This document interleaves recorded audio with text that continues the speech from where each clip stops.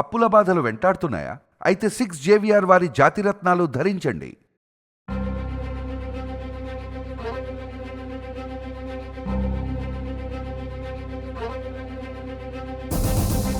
ఎన్ని రోజులైందమ్మా మీ గదిలో పెట్టి నేను?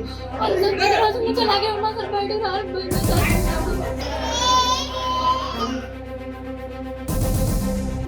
టార్చర్ పెడుతుంది సార్. మా బావగారు పక్కన పడుకోమంటారు. మా బావగారు పక్కన పడుకోమనంటే నేను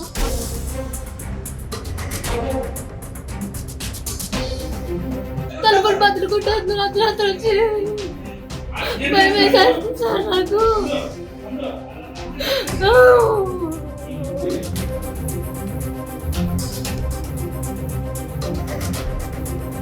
మరి మీ బావగారితో పడుకోమని చెప్పడం కావచ్చు, మీ మామయ్య గారితో పడుకోమని చెప్పడం కావచ్చు, అసలు ఈ మాటలు ఎందుకు వస్తున్నాయి అసలు పర్టికులర్ గా? ఆపరేషన్ చేయించుకోమన్నారు సార్, పెద్దలో పెట్టారు, చేయించుకుంటామని చెప్పామండి. మేము కూడా సరేనండి ఒకళ్ళే వేసుకోండి సార్ అని చెప్పి కాపురానికి తీసుకెళ్ళాక బాబు కొంట్లో బాగుంది కదా ఇంటికి వెళ్ళాను సార్. ఇంటికి వెళ్ళాక మళ్ళీ మొన్న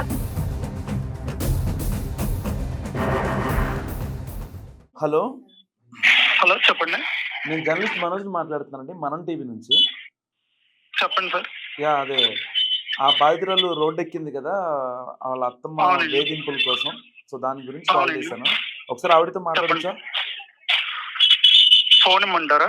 ఒకసారి ఫోన్ ఇస్తారా? హలో అమ్మ చెప్పండి అమ్మా. నమస్తే సార్, నా పేరు అమృతవల్లి అండి. ఉమ్, మా ఆయన గారి పేరు రంజిత్ కుమార్ అండి. ఆ, నాకు పెళ్ళి 22 నెలలు అవుతుంది సార్. ఓకే. నాకు ఒక బాబు పుట్టాడండి. ఉమ్, సంవత్సరం అవుతుంది బాబు పుట్టి. ఉమ్, ఆపరేషన్ లోనే పిల్లలు పుట్టకుండా ఆపరేషన్ చేయించుకోమని హాస్పిటల్లో ఉండగా మా అత్తగారు చెప్పారండి. ఎప్పుడు బాబు పుట్టాక? బాబు పుట్టాక చేంజ్ చేసుకోమని చెప్పారు సార్. నాకు అసలు హెల్త్ బాగాలేదు, బాగా వీక్ గా ఉన్నాను. ఉమ్, మనిషి నుంచి మనిషి రావడం అంటేనే ఎంతో ఇది సార్. అవును. ఉమ్, అండ్ ఫిజిక్స్ ఆపరేషన్ జరిగింది సార్. ఉమ్, వెంటనే ఆపరేషన్ చేయించుకోవడం నాకు అసలు ఓపిక లేదు. బాగా బ్లీడింగ్ అయిపోయి బాగా వీక్ గా ఉన్నాను సార్. ఉమ్, డాక్టర్ కన్సల్ట్ చేస్తే ఇప్పుడు అప్పుడే చేయకూడదమ్మా, అలాగే బాగా వీక్ గా ఉంది అమ్మాయి అని చెప్తే సరే అని చెప్పాను సార్. చెప్పింది వెనకుండా నా మాట అంటే నీ పిల్లలకి లెక్కలేదు అది ఇది అని చెప్పేసి మా ఆయన గారితో చెప్పింది సార్. ఓకే. అంటే మీకు ఎప్పుడైతే బాబు పుట్టినప్పటి నుంచి ఉన్నాయమ్మా, మీకు పెళ్ళైనప్పటి నుంచి ఉన్నాయా ఈ వేధింపులు మీ అత్తగారి దగ్గర నుంచి? మా అత్తగారు అయితే అలా వేధిస్తూనే ఉన్నారు సార్. కొడుకు దగ్గర ఒకలాగా నా దగ్గర ఒకలాగా మాట్లాడుతూ ఉండేవాళ్ళు సార్. మరి మీ బావగారితో పడుకోమని చెప్పడం కావచ్చు, మీ మామయ్య గారితో పడుకోమని చెప్పడం కావచ్చు, అసలు ఈ మాటలు ఎందుకు వస్తున్నాయి అసలు పర్టికులర్ గా? అంటే ఆవిడ ఇంటెన్షన్ ఏంటి? ఆపరేషన్ చేయించుకోమన్నారు సార్, పెద్దలో పెట్టారు, చేయించుకుంటామని చెప్పామండి. మేము కూడా సరేనండి ఒకళ్ళే వేసుకోండి సార్ అని చెప్పి కాపురానికి తీసుకెళ్ళాక బాబు కొంట్లో బాగుంది కదా ఇంటికి వెళ్ళాను సార్. ఇంటికి వెళ్ళాక మళ్ళీ మొన్న 15 days క్రితం మా పేరెంట్స్ అందరూ వచ్చి దింపేసి సార్, బాబు కొద్దిగా బాగున్నట్లేదు, జాగ్రత్తగా చూసుకోండి మా అమ్మాయిని మా బాబుని అని చెప్పేసి అన్ని చెప్పి వెళ్ళారు సార్. వెళ్తే ఆపరేషన్ చేయించుకోమంటే చేయించుకోవాలని అని చెప్పి తిట్టి నా మాట అంటే నీకు లెక్కలేదు, మాట అంటే నీకు లెక్కలేదు, ఆపరేషన్ చేయించుకోలేదు కదా, సరే ఎలాగో సంవత్సరం అయిపోయింది కదా బావగారితో మళ్ళీ చేస్తాను సార్. అమ్మమ్మ, యా, పశ్చిమ గోదావరి జిల్లా జంగారెడ్డిగూడెంలో నిజంగా దారుణం జరిగింది. దారుణం అన్నా కూడా అమానవీయ సంఘటన అంటాం నిజంగా చాలా యాప్ట్ అవుద్ది ఆ డైలాగ్. ఎందుకంటున్నానంటే ఒక అత్త తన కోడల్ని అల్లారు ముద్దుగా పెంచుకుంటున్నానని చెప్పి, చూసుకుంటున్నానని, కన్న కూతురులాగా పెంచుకుంటున్నానని చెప్పి ఊరు మొత్తం కలరింగ్ ఇచ్చింది. అలాంటి అత్త తన మామ దగ్గర, ఎవరైతే చిన్న కోడలు ఉంటుందో ఆ మామ దగ్గర అండ్ వాళ్ళ బావగారి దగ్గర, యాక్చువల్గా ఆ అత్తకి 2 కొడుకులు అనమాట. సో 2 కోడలు కదా. సో చిన్న కోడలు ఎవరైతే ఉంటారో ఆవిడని రాచి రంపాన పెట్టింది. ఎంతలా అంటే సొంత మామ ఎవరైతే ఉంటారో వాళ్ళ హస్బెండ్ అతని దగ్గర పడుకోవాలని చాలా గట్టిగా మాట్లాడుతుంది. అండ్ వాళ్ళ పెద్ద కొడుకు ఎవరైతే ఉంటారో గచ్చు మీద పడుకుంటే చల్లగా ఉంటుంది, మీ బావగారి దగ్గర పడుకుంటే వెచ్చగా ఉంటుంది అంటూ ఆవిడ మాట్లాడిన మాటలు ఒక బాధితురాలు బయటకు వచ్చింది.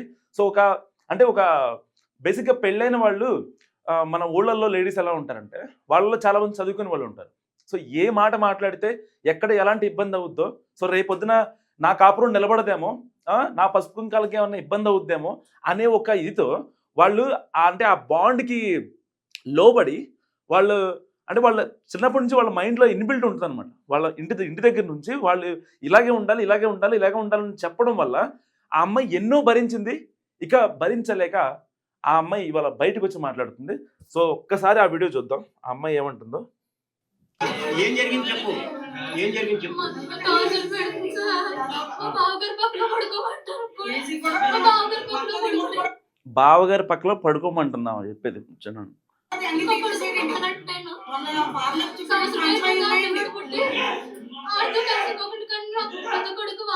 ఎన్ని రోజులైందమ్మా మీ గదిలో పెట్టి నిన్ను?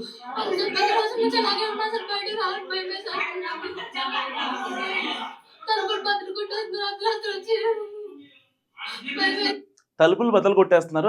ఆ పిల్లకి భయం వేస్తుందంట. ఎంత భయపడుతుందో అసలు, ఎంత ప్యానిక్ అవుతుందో, కనీసం సిగ్గులేదు వాళ్ళకి.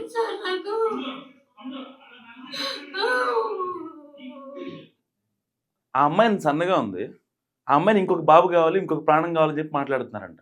యాక్చువల్లీ ఫస్ట్ ఆపరేషన్ అయినప్పుడు, ఫస్ట్ ఏదైతే బాబు పుట్టాడో అలాంటప్పుడు ఇంకా నువ్వు కుటుంబ నియంత్రణ ఆపరేషన్ చేయించుకొని చెప్పింది వాళ్ళే. ఏది ఆ టైంలో ఏంటి, షోప్ టెప్ కోసం. ఆల్రెడీ మనకు ఒక బాబు ఉన్నాడు, ఇలా ఎలాంటి ఇబ్బంది లేదు, మన వంశం ఇంకా అభివృద్ధి చెందుద్ది, సో నో ప్రాబ్లం అని చెప్పి మాట్లాడింది వాళ్ళే.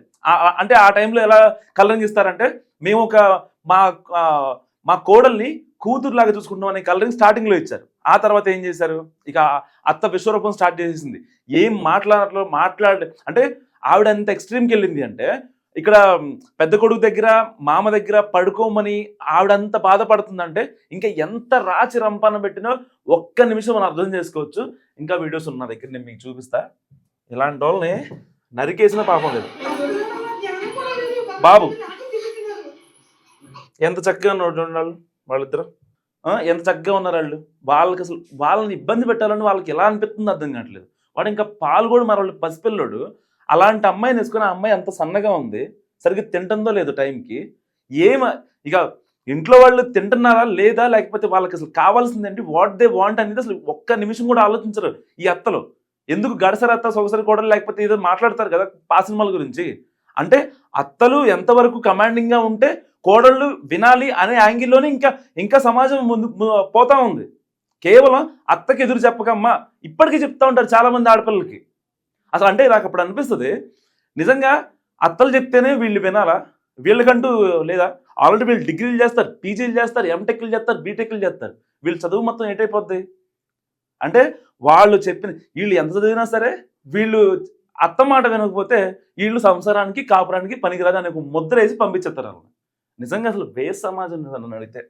ఇంకొక వీడియో చూపిస్తాం మీకు.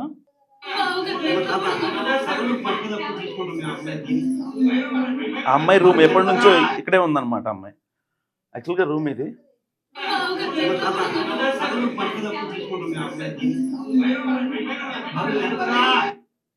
సో ఎందుకు ఆ రూమ్ అంత దరిద్రంగా ఉంది అంటే చెప్పిన రీజను, యాక్చువల్గా అమ్మాయిని 10 days నుంచి ఆ దాంట్లోనే ఉంచారు. ఆ అమ్మాయి ఎవరైనా డోర్ కొట్టినా సరే బయటికి రావాలన్నా చాలా ఇబ్బంది పడుతుంది. తిందో లేదో పక్కన పెట్టండి, అసలు ఇవన్నీ పక్కన పెడితే మరి ఇంత జరుగుతుంటే వాళ్ళ హస్బెండ్ ఎక్కడ అనేది చాలా మందికి డౌట్స్ వస్తున్న పరిస్థితి.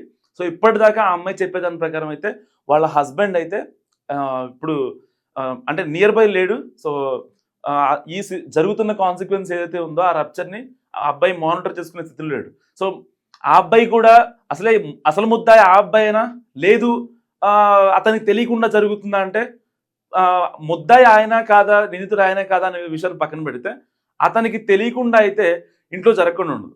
ఇప్పుడు ఏ ఆడదైనా సరే ఇప్పుడు తన భర్తని మీద మాట పడకూడదని చూసుకుంటుంది. సో అది అంతవరకు బాగానే ఉంటుంది. వాళ్ళ అత్తగారుల్లో లేకపోతే వాళ్ళ బావగారుల్లో ఏంటంటే ఏమో మాట్లాడుతుంది ముందు, నా భర్త మీద మాట పడకూడదని చెప్పి. సో అలాంటి సందర్భంలో వాళ్ళు అనే మాట ఒక మాట కాకపోయినా 10 మాటలు అన్నప్పుడు ఒక మాటనే వచ్చి భర్త చెప్తుంది కదా. సో ఇలాంటి సినారియోలో ఎందుకు భర్త తెలియదు అనుకోవడం.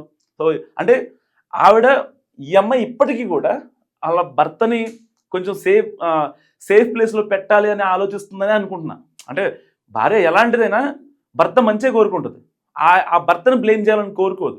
సో తెలుసని నేను క్లారిటీ ఇవ్వట్లేదు, తెలియదని నేను క్లారిటీ ఇవ్వట్లేదు, బట్ ఆయనకైతే తెలిసి ఉంటుందని నేను అనుకుంటున్నా.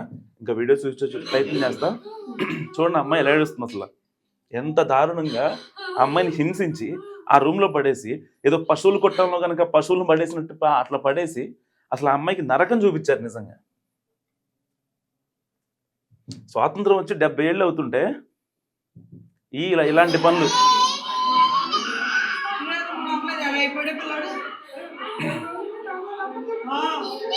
చూడండి ఆ పిల్లాడు ఎలా ఎడుతున్నాడు. ఇలాంటి పనులు వీళ్ళందరినీ తీసుకెళ్ళి ఏ అండమాన్లో ఎక్కడ పడేయాలి, అప్పుడు కానీ వీళ్ళు మాటలు. ఆ అమ్మాయి అంత కుందన బొమ్మలా ఉంది, చక్కగా ఎంత బాగుంది ఆ అమ్మాయి. అసలు ఆ అమ్మాయిని అంత వేధించాలని అసలు ఆవిడకి థాట్ ఎలా వచ్చిందో అర్థం కాదు. ఆ తల్లిని వీళ్ళ అత్తని ఏ మహాతల్లిగా అందో కానీ నిజంగా అసలు ఆవిడకి దండేసి దండం పెట్టాలి. ఆవిడకి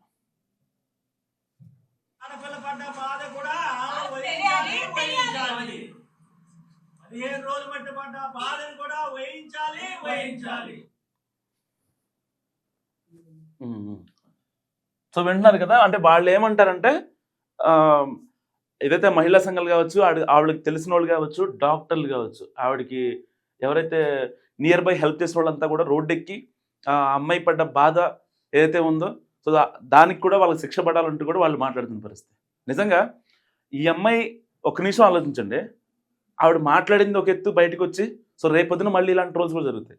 ఆవిడదేం తప్పు లేదా, లేకపోతే ఆవిడ అంతమంది మీద ఎలా బ్లేమ్ చేస్తుంది, దానికి ప్రూఫ్సే ఉన్నాయి, ఇలాంటివి కూడా మాట్లాడతారు కొంతమంది. అంటే ఇంటికాడ ఈ వాట్సాప్ షేరింగ్ చేసుకునే కావచ్చు, వాట్సాప్ అంకుల్స్ కావచ్చు, వాట్సాప్ ఆంటీస్ కావచ్చు, సో వీళ్ళంతా ఒక చర్చ పెడతారనమాట.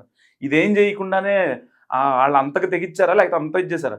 సరే, ఒకవేళ కుటుంబం అన్నాక అత్త కోడలు అన్నాక గొడవలు ఉండకుండా ఉండవు, ఏదో గొడవ జరుగుతుంది. సో దానికి సంబంధించి మళ్ళీ సాయంత్రం 2వ రోజు 3వ రోజు మాట్లాడుకోవడం సహజం. కానీ ఒక ఆడపిల్ల పెళ్ళైన కొత్తలో బయటకు వచ్చి ఎంత ఇదిగా మాట్లాడిందంటే ఒక్క నిమిషం ఆలోచించండి, ఆ అమ్మాయి ఎంత గాయపడిందో. నిజంగా ఆ అమ్మాయి గాయపడ్డ సైనికురాలు ఎన్నాళ్ళు ఊపి పట్టింది, ఓ పిల్లోడు పుట్టాక కూడా ఆగింది, చాలా విషయాలు కన్వే చేసుకునే ప్రయత్నం చేసింది, సర్దుకునే ప్రయత్నం చేసింది. సరే, మొగుడికి చెప్పిందో లేదో ఆ తర్వాత సంగతి, కానీ ఆ అమ్మాయి ఎంత బాధపడి ఉంటే వాళ్ళ మీడియాకి వచ్చి చెప్పుద్ది. ఇన్ని తనలో తానే పెట్టుకున్న అమ్మాయి బయటకు వచ్చి చెప్పిందంటే మనం అర్థం చేసుకోవాలి. నిజంగా నా పేరు Mandam Lakshmi, international human rights chairperson, corporate sector. And ఇప్పుడు మీరు చూస్తున్నటువంటి బిల్డింగ్లో బాధితురాలు అమృతవల్లి అని చెప్పేసి అమ్మాయి ఉంది. ఆ అమ్మాయికి ఇది 3rd ఇయర్ మ్యారేజ్ అయ్యి పెళ్ళైన తర్వాత యాక్చువల్గా వాళ్ళు అత్తగారికి 2 మగపిల్లలు. పెద్ద తనకి పెళ్ళై ఎన్ని సంవత్సరాలైనా పిల్లలు పుట్టలేదు. ఈ అబ్బాయి పుట్టిన తర్వాత సంవత్సరం తర్వాత కన్సీవ్ అయ్యింది అమ్మాయి.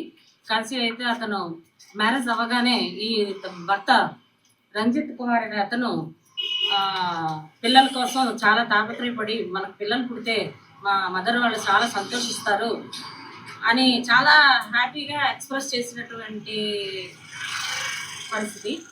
అయితే పిల్లడు పుట్టిన తర్వాత మరి ఏం జరిగిందో తెలీదు, ఆపరేషన్ చేయించుకొని రమ్మని పిల్లలు లేకుండా అప్పుడే మేము రాణిస్తామని ఒక రకంగా, తర్వాత పెద్దలతో కూడా పిల్లల కంటే మాకు ఫుల్ఫిల్ అయిపోద్ది 2 పిల్లలతో 2 పిల్లలకి అన్నట్టు అని చెప్పేసి హెరాస్మెంట్ చేస్తున్నారు. అయితే వాళ్ళ బంధువుల సహాయంతో ఈరోజు 13 రోజులు అయ్యింది ఆ అమ్మాయిని దిగబెడితే కనీస వసతులు ఉన్నటువంటివి కూడా తీసేసి మా దగ్గర ఆధారాలు ఉన్నాయి. టోటల్గా ఫ్యాన్, బెడ్, వాటర్, బాత్రూంలో వాటర్, మగ్గు, గ్లాసు, ప్లేట్స్ అన్నీ తీసేశారు. అన్నీ కూడా వాళ్ళ అన్నయ్య పక్కింట్లోంచి అందించడం జరిగింది. ఇప్పుడు ఎంతసేపటి నుంచో తలుపు కొడుతున్నాము, అమ్మాయిని నిర్బంధించారు. ఇప్పుడు మీడియా వారు మీరైనా వారి సహాయంతోనైనా మా అమ్మాయి పరిస్థితి ఏంటి, అసలు లోపల ఎలా ఉందనేది మాకు కావాలి. అది మాకు మెయిన్. ఇప్పుడు తర్వాత మనం పెద్ద కొడుక్కి పిల్లలు లేరు, సో చిన్న కొడుకు ఉన్నారు. పెద్ద కొడుకు కూడా పిల్లలు పుడితే ఆ అత్త ఆశలు ఏవైతే ఉన్నాయో అవన్నీ ఫుల్ఫిల్ అవుతాయి. సో దానికోసం నువ్వు ఎవరి దగ్గరనే పడుకో. ఇప్పుడు ఇవాళ చెప్పింది మామ దగ్గర లేకపోతే పెద్ద కొడుకు దగ్గర పడుకోమని చెప్పింది. రేపొద్దున వేరే వాళ్ళతో అయినా పడుకోయినా సరే నాకు పిల్లలు కావాలని చెప్తుందిగా. సో ఇలాంటి సమాజంలో ఉన్నాం. సో ఒక్కసారి ఆ అమ్మాయి గురించి మీరు ఏమనుకుంటారో నాకు మస్ట్గా కామెంట్ చేయండి. చూస్తూనే ఉండండి మనం టీవీ.